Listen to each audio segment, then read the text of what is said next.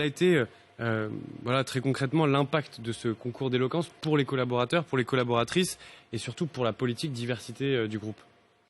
Alors je dirais que pour les collaborateurs, déjà de pouvoir prendre la parole, parler du sujet de l'inclusion. Comme je le disais un peu en amont, c'est généralement la RH qui va vouloir sensibiliser, convaincre. Et là, on a inversé un petit peu les rôles. Et c'est le collaborateur qui devait convaincre sur différentes thématiques de la diversité et de l'inclusion.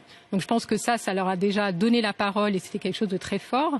Le deuxième point, c'est qu'on leur a donné la parole, mais on leur a demandé de pitcher, quelque chose qu'ils ne savaient pas faire.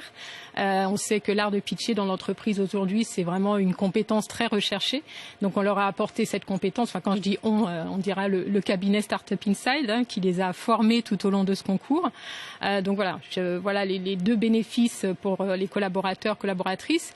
Et concernant notre politique, je dirais ça nous a permis d'aller encore plus loin. C'est-à-dire que du fait de donner la parole à nos collaborateurs, collaboratrices, on s'est créé une communauté. On a maintenant des ambassadeurs. Et je pense que pour tous les autres collaborateurs qui ont entendu finalement ces valeurs-là portées par leurs collègues, ça a eu beaucoup plus d'impact que lorsque c'est la RH ou la direction qui cherche à convaincre. Donc ça a été du gagnant-gagnant.